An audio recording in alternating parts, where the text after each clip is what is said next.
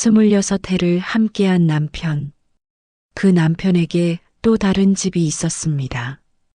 그것도 모자라 그 집에 살고 있는 여자는 바로 나의 친동생이었습니다. 세상에 이런 일이 있을 수 있을까요? 지금부터 시작되는 이 이야기는 믿기 힘들지만 실제로 일어난 일입니다. 나는 박정희, 올해 51살입니다. 남편 민수와 결혼한 지 26해째입니다. 우리에겐 23살 된 아들 준호와 20살 된 딸 수진이가 있습니다. 평범한 가정이었습니다. 특별히 부족한 것도 넘치는 것도 없는 그런 삶이었죠.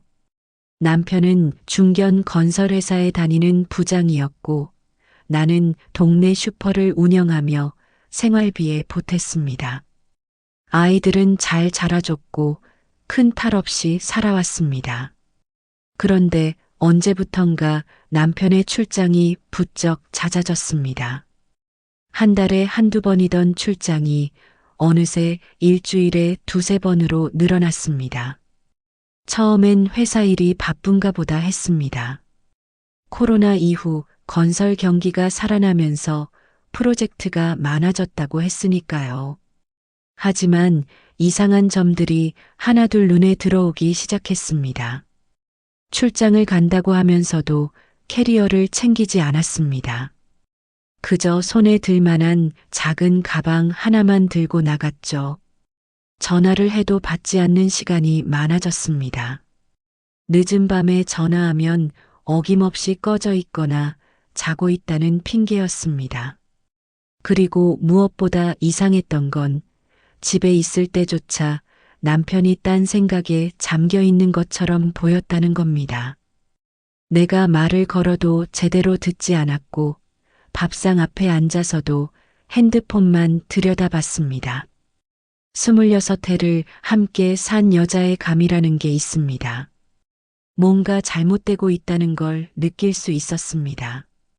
그러던 어느 날 남편이 또 출장을 간다고 했습니다.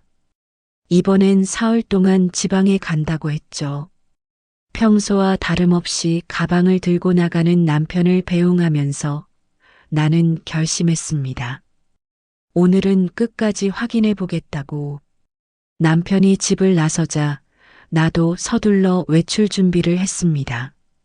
가게에 일하러 오는 아르바이트생에게 전화를 걸어 오늘 하루만 가게를 맡아달라고 부탁했습니다. 급한 일이 생겼다고 둘러댔죠. 남편의 차가 어디로 가는지 추적해야 했습니다. 택시를 탔습니다. 기사님께 사정을 말씀드렸죠. 앞에 가는 회색 그랜저를 놓치지 말고 따라가 달라고요. 기사님은 드라마에서나 나올 법한 일이라며 신기해하셨지만 흔쾌히 따라가 주셨습니다. 남편의 차는 고속도로로 향하지 않았습니다. 지방 출장이라더니 차는 시내를 빙빙 돌았습니다. 심장이 두근거렸습니다. 아니길 바랐습니다. 제발 내 짐작이 틀렸기를 바랐습니다. 40분쯤 달렸을까요? 남편의 차는 강남의 한 아파트 단지 앞에 멈춰 섰습니다. 나는 택시를 조금 떨어진 곳에 세우고 남편을 지켜봤습니다. 남편은 주차장에 차를 세우고 편의점에 들러 뭔가를 샀습니다. 과일과 우유, 그리고 꽃다발까지. 내가 좋아하는 백합이었습니다. 그 꽃을 들고 남편은 아파트 단지 안으로 들어갔습니다. 나는 숨을 죽이고 뒤를 따랐습니다. 15층짜리 아파트였습니다. 남편은 엘리베이터를 타고 올라갔고 나는 계단으로 층수를 확인했습니다. 8층에서 멈췄습니다. 복도 끝에서 숨어서 지켜봤습니다. 남편은 803호 앞에 섰습니다. 초인종을 누르지 않았습니다. 주머니에서 열쇠를 꺼냈습니다. 열쇠로 문을 열었습니다. 그 순간 내 심장은 얼어붙었습니다. 나는 발걸음을 옮길 수 없었습니다. 다리가 후들거렸습니다. 803호. 그 문 안에서 무슨 일이 벌어지고 있는 걸까요? 10분쯤 지났을 때 나는 용기를 내어 그 문 앞으로 다가갔습니다. 초인종을 눌렀습니다. 안에서 발소리가 들렸습니다. 여자의 목소리가 들렸습니다. 누구세요? 익숙한 목소리였습니다. 너무나 익숙한 목소리였습니다. 문이 열렸습니다. 그리고 나는 그 자리에 얼어붙었습니다. 문을 연 사람은 내 동생 은이었습니다. 동생도 나를 보고 얼굴이 하얗게 질렸습니다. 언니, 나는 말을 잃었습니다. 동생 뒤로 거실이 보였습니다. 소파에는 남편이 앉아 있었습니다. 내가 산 적 없는 홈웨어를 입고 있었습니다. 테이블 위에는 아까 사온 과일과 우유가 놓여 있었고 꽃은 꽃병에 꽂혀 있었습니다. 벽에는 사진이 걸려 있었습니다. 남편과 동생이 함께 찍은 사진이었습니다. 둘이서 여행을 간 사진, 식당에서 찍은 사진, 놀이공원에서 찍은 사진. 이게 대체 뭐냐고 소리를 지르고 싶었습니다. 하지만 목소리가 나오지 않았습니다. 남편이 천천히 일어났습니다. 얼굴에는 당황한 기색이 역력했지만 어딘가 체념한 듯한 표정도 섞여 있었습니다. 정희야, 미안해. 그 한마디가 전부였습니다. 나는 비틀거리며 뒤로 물러섰습니다. 동생이 내 팔을 붙잡으려 했지만 나는 뿌리쳤습니다. 손대지 마. 손대지 말라고. 나는 돌아서서 뛰기 시작했습니다. 복도를, 계단을, 아파트 단지를 벗어나 한참을 뛰었습니다. 숨이 차서 더 이상 뛸 수 없을 때까지 뛰었습니다. 그리고 길바닥에 주저앉아 울었습니다. 50평생 이렇게 울어본 적이 없었습니다. 정신을 차리고 집으로 돌아왔을 때는 이미 저녁이었습니다. 아이들은 아직 돌아오지 않았습니다. 텅 빈 거실에 혼자 앉아 나는 과거를 떠올렸습니다. 은희는 나보다 6살 어린 동생입니다. 올해 45살이죠. 우리는 가난한 집에서 자랐습니다. 아버지는 일용직 노동자였고 어머니는 식당에서 설거지를 하셨습니다. 집은 늘 빚쟁이들의 발길이 끊이지 않았습니다. 나는 고등학교를 졸업하자마자 공장에 취직했습니다. 동생 은희만큼은 대학에 보내고 싶었습니다. 내가 번 돈은 모두 집에 갖다 바쳤습니다. 은희는 공부를 잘했습니다. 서울의 이름난 대학에 합격했습니다. 학비며 생활비며 모두 내가 댔습니다. 나는 그때 25살이었습니다. 공장 일을 하면서 저녁에는 편의점 아르바이트까지 했습니다. 잠은 하루에 4~5시간밖에 자지 못했지만 힘들지 않았습니다. 동생이 잘 되는 게 내 기쁨이었으니까요. 은희가 대학교 3학년이 되던 해 나는 민수를 만났습니다. 당시 민수는 작은 건설회사에 다니는 평범한 회사원이었습니다. 31살이었죠. 민수는 내 사정을 알고도 프로포즈를 했습니다. 너의 가족도 내 가족이 될 거라고 했습니다. 우리는 결혼했습니다. 은희는 들러리를 서주었습니다. 결혼식 날 은희가 내게 말했습니다. 언니, 평생 은혜 잊지 않을게. 언니가 없었으면 나는 아무것도 아니었어. 그 말을 믿었습니다. 은희는 대학을 졸업하고 대기업에 취직했습니다. 잘 나가는 커리어 우먼이 되었습니다. 31살에 결혼도 했습니다. 남편은 의사였습니다. 결혼식 때 은희는 행복해 보였습니다. 나도 기뻤습니다. 동생이 잘 되는 게 내 일처럼 기뻤으니까요. 그런데 결혼 3년 만에 은희는 이혼했습니다. 이유는 듣지 못했습니다. 은희는 말하고 싶지 않다고 했고 나는 깊이 묻지 않았습니다. 그 뒤로 은희는 혼자 살았습니다.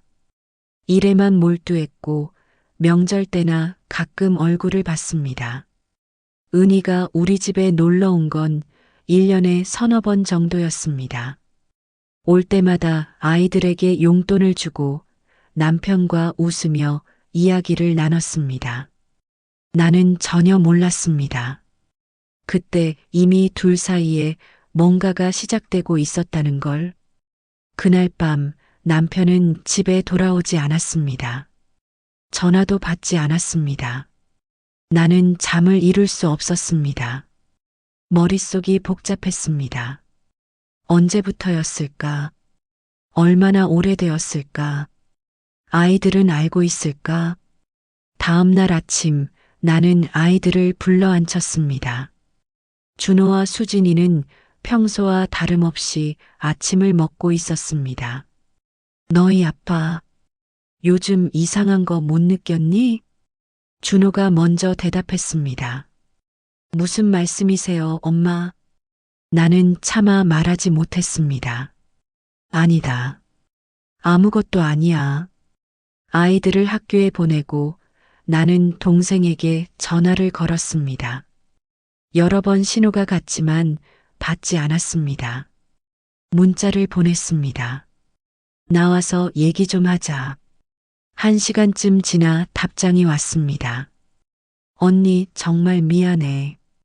만나서 설명할게. 우리는 집 근처 카페에서 만났습니다.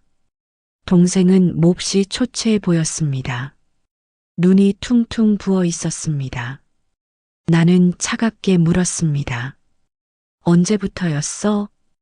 은희는 한참을 침묵하다가 입을 열었습니다. 5년 전부터야. 5년. 나는 귀를 의심했습니다. 5년이나 됐다고? 은희는 고개를 끄덕였습니다. 처음엔 아니었어. 그냥 언니네 집에 놀러 갔다가 형부랑 얘기를 나누게 됐어. 내가 힘들 때였어. 회사에서 문제가 있었고 혼자 사는 게 외로웠어. 형부가 위로해줬어. 나는 차가운 눈으로 동생을 바라봤습니다. 그래서 그게 내 남편을 빼앗아도 되는 이유가 돼? 은희는 눈물을 흘렸습니다. 언니, 나도 처음엔 잘못된 거라고 생각했어. 정말이야. 그런데 형부가 먼저 고백했어. 자기도 외롭다고. 언니는 가게 일에만 신경 쓰고 자기한테는 관심이 없다고. 나는 웃음이 나왔습니다. 그래, 내 잘못이네. 내가 돈 벌려고 가게 하느라 남편 외롭게 만든 게 잘못이네. 은희는 고개를 저었습니다. 그런 뜻이 아니야, 언니. 나도 괴로웠어. 언니한테 이렇게 할 수 없다는 걸 알았어. 그런데 시간이 지날수록 형부를 진심으로 사랑하게 됐어. 형부도 나를 사랑해. 나는 컵을 내려놓았습니다. 그래서 이제 어쩌자는 거야? 내가 물러나 주길 바라는 거야? 은희는 입술을 깨물었습니다. 언니, 미안해. 정말 미안해. 사과만으로 해결될 일이 아니었습니다. 나는 자리에서 일어났습니다. 다시는 내 앞에 나타나지 마. 넌 이제 내 동생이 아니야.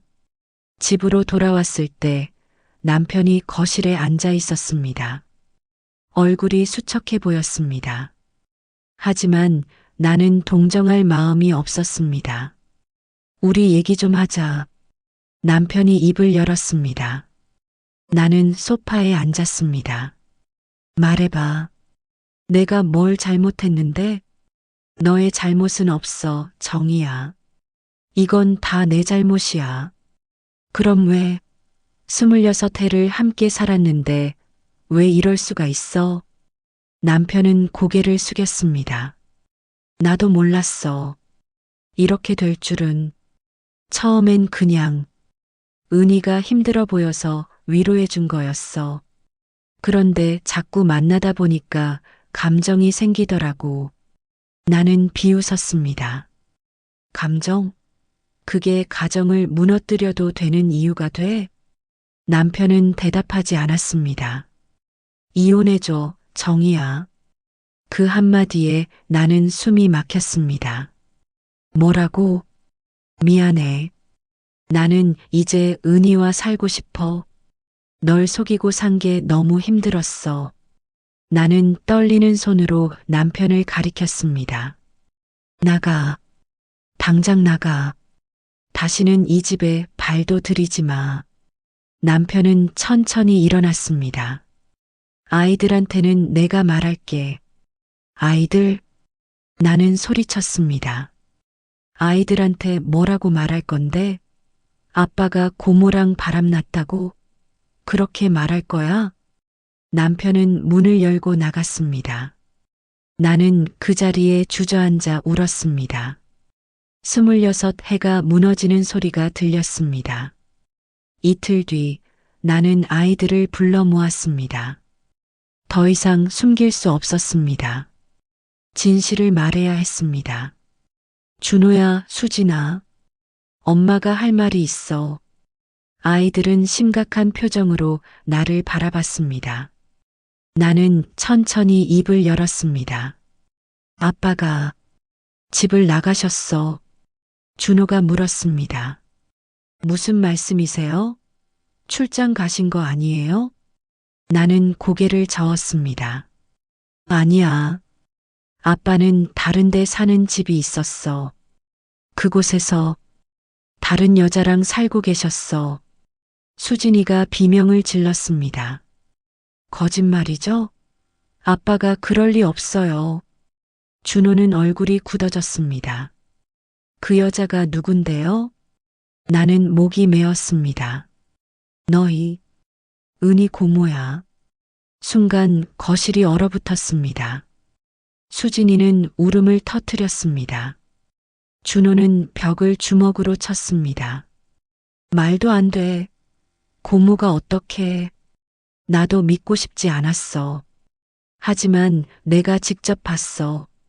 그날 밤 우리 가족은 모두 잠을 이루지 못했습니다. 준호는 아버지에게 전화를 걸었지만 남편은 받지 않았습니다. 수진이는 방에 틀어박혀 나오지 않았습니다. 나는 거실 소파에 앉아 멍하니 창밖을 바라봤습니다. 어떻게 이럴 수가 있을까? 내가 평생 믿었던 사람들이, 내 가족이 이렇게 나를 배신할 수 있을까? 일주일이 지났습니다. 남편은 집에 돌아오지 않았습니다. 변호사를 통해 이혼 서류를 보내왔습니다. 재산은 반반씩 나누자고 했습니다. 위자료는 주겠다고 했습니다. 나는 서류를 찢어버렸습니다. 이렇게 쉽게 끝낼 수는 없었습니다. 나는 변호사를 찾아갔습니다. 위자료를 최대한 많이 받고 싶다고 했습니다. 변호사는 가능하다고 했습니다. 배우자의 불륜, 그것도 처제와의 불륜은 명백한 유책 사유라고 했습니다. 나는 증거를 모으기 시작했습니다. 그 아파트 앞에서 둘이 함께 나오는 사진을 찍었습니다. 둘이 손을 잡고 걷는 모습도 찍었습니다. 식당에서 다정하게 식사하는 모습도 찍었습니다. 찍고 또 찍었습니다. 사진이 쌓일수록 내 가슴은 더 아팠지만 멈출 수 없었습니다. 한편으론 남편의 회사에도 알렸습니다. 익명으로 제보했습니다. 부장이 처제와 불륜을 저지르고 있다고. 회사는 발칵 뒤집혔습니다. 남편은 징계를 받았습니다. 인사 발령이 났습니다. 승진에서도 누락되었습니다. 동생에게도 똑같이 해주었습니다. 은희의 회사에도 익명 제보를 했습니다. 기혼 남성과 부적절한 관계를 맺고 있다고. 은희도 회사에서 눈총을 받기 시작했습니다. 나는 그걸로도 부족했습니다. 우리 부모님께도 모든 걸 말씀드렸습니다. 어머니는 기절하셨습니다. 아버지는 은희를 의절하겠다고 하셨습니다. 은희는 부모님께 용서를 빌었지만 소용없었습니다. 명절에도 집에 들어오지 말라는 말을 들었습니다. 나는 처음으로 복수가 달콤하다는 걸 알았습니다. 그런데 석 달쯤 지났을 때 예상치 못한 일이 벌어졌습니다. 은희가 쓰러졌다는 소식을 들었습니다. 병원에 실려갔다고 했습니다. 처음엔 무시하려 했습니다. 하지만 어머니께서 전화를 하셨습니다. 정희야, 은희가 많이 아프다고 하더라. 병원에 가봐야 할 것 같아. 나는 대답하지 않았습니다. 어머니의 목소리가 떨렸습니다. 제발 한 번만 가봐라. 엄마 말 좀 들어라. 나는 결국 병원으로 향했습니다. 은희는 중환자실에 있었습니다. 남편이 밖에서 기다리고 있었습니다. 나를 보자 남편이 다가왔습니다. 정희야, 은희가. 나는 남편을 밀쳤습니다. 말 걸지 마. 의사가 나왔습니다. 보호자분이십니까? 의사는 심각한 표정이었습니다. 환자분이 췌장암 말기입니다. 이미 전이가 많이 진행되었습니다. 그 말을 듣는 순간 나는 정신이 멍해졌습니다. 췌장암? 말기? 의사는 계속 설명했습니다. 길어야 6개월입니다. 치료를 해도 완치는 어렵습니다. 나는 중환자실 창문 너머로 은희를 바라봤습니다. 산소호흡기를 끼고 누워있는 동생의 모습이 보였습니다. 앙상하게 마른 얼굴이었습니다. 남편이 옆에서 말했습니다. 은희는 이미 1년 전부터 알고 있었어. 병을 숨기고 있었어. 나는 남편을 돌아봤습니다. 1년 전부터? 남편은 고개를 끄덕였습니다. 은희는 자기가 오래 살지 못한다는 걸 알았어. 그래서 남은 시간만이라도 사랑하는 사람과 행복하게 보내고 싶었대. 나는 무너졌습니다. 이틀 뒤 은희가 깨어났습니다. 은희는 나를 보고 미소를 지으려 했습니다. 하지만 너무 힘들어 보였습니다. 언니, 은희의 목소리는 가늘었습니다. 나는 침대 옆에 앉았습니다. 왜 말을 안 했어? 아프다는 걸 왜 숨겼어? 은희는 눈물을 흘렸습니다. 말하면 언니가 동정할까봐. 나는 동정받고 싶지 않았어. 언니한테 평생 신세만 졌잖아. 고등학교 때도 대학교 때도 내가 사람 구실할 수 있었던 건 전부 언니 덕분이었어. 그런데 나는 언니한테 어떻게 갚았어? 언니 남편을 빼앗았잖아. 말하면서 은희는 흐느꼈습니다. 나는 정말 나쁜 사람이야. 언니 미안해. 정말 미안해. 나는 은희의 손을 잡았습니다. 뼈만 앙상하게 남은 손이었습니다. 넌 왜 그랬어? 수많은 남자 중에 왜 하필 내 남편이었어? 은희는 한참을 울다가 말했습니다. 나도 몰라. 그냥 형부가 너무 좋았어. 형부는 나를 있는 그대로 봐줬어. 내가 잘나서가 아니라 내가 은희라서 좋다고 했어. 이혼하고 나서 난 늘 외로웠어. 아무도 나를 진짜로 사랑해주지 않는 것 같았어. 그런데 형부는 달랐어. 나는 더 듣고 싶지 않았어요. 그때 은희가 언니 나 곧 죽어. 부탁 하나만 들어줘. 형부를 용서해줘. 형부는 나쁜 사람 아니야. 내가 먼저 유혹했어. 내가 계속 매달렸어. 형부는 끝까지 언니 생각했어. 그런 말 하지 마. 너도 알잖아. 용서는 쉽지 않아. 은희는 눈을 감았습니다. 알아. 그래도 부탁할게. 형부를 너무 미워하지 마. 제발. 그날 이후 나는 매일 병원에 갔습니다. 마음 한편으론 여전히 미웠지만 그래도 은희는 내 동생이었습니다. 병원 복도에서 남편을 마주쳤습니다. 남편도 매일 병원에 왔습니다. 은희가 잠든 시간에는 복도 의자에 앉아 있었습니다. 얼굴은 수척했고 눈은 충혈되어 있었습니다. 어느 날 남편이 내게 말을 걸었습니다. 정희야, 잠깐 얘기 좀 할 수 있을까? 나는 대답하지 않았습니다. 하지만 남편은 계속 말했습니다. 나는 정말 최악의 인간이야. 그건 나도 알아. 변명할 생각도 없어. 나는 차갑게 대답했습니다. 그래. 당신은 최악이야. 남편은 고개를 숙였습니다. 근데 한 가지만 말할게. 나는 너를 사랑하지 않았던 적이 없어.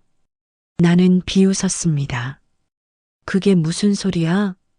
남편은 천천히 말했습니다. 처음 너를 만났을 때 나는 내가 정말 대단하다고 생각했어. 25살 어린 나이에 동생 뒷바라지하면서 그렇게 씩씩하게 사는 내가 존경스러웠어. 결혼하고 나서도 그랬어. 너는 항상 가족을 위해 희생했어. 가게도 우리 애들 학원비 때문에 시작한 거잖아. 남편의 목소리가 떨렸습니다. 근데 어느 순간부터 우리 사이에 대화가 없어졌어. 너는 늘 바빴고 나도 바빴어. 밥 먹을 때도 각자 핸드폰만 받고 잠자리에서도 등을 돌리고 잤어. 우리는 부부가 아니라 그냥 같이 사는 남남 같았어. 나는 아무 말도 하지 않았습니다. 남편은 계속했습니다. 그러다가 은희를 만났어. 나한테 관심을 보여주고 내 얘기를 들어줬어. 내가 힘들 때 위로해줬어. 처음엔 정말 동생처럼 생각했어. 근데 자꾸 만나다 보니까 감정이 생기더라고. 남편은 눈물을 흘렸습니다. 미안해, 정희야. 정말 미안해. 나는 약한 인간이야. 외로움을 핑계로 다른 여자한테 마음을 줬어. 그게 내 동생이었어. 세상에서 제일 하면 안 되는 짓을 했어. 나는 남편을 바라봤습니다. 미안하다고 다 되는 거 아니야. 남편은 고개를 끄덕였습니다. 알아. 그래서 이혼해주면 고맙겠어. 너한테 위자료도 최대한 줄게. 집도 다 내 거야. 나는 은희랑 남은 시간 보내고 싶어. 그 말을 듣는 순간 나는 알았습니다. 남편은 정말로 은희를 사랑하고 있었습니다. 26해를 함께한 나보다 죽어가는 은희를 선택한 거였습니다.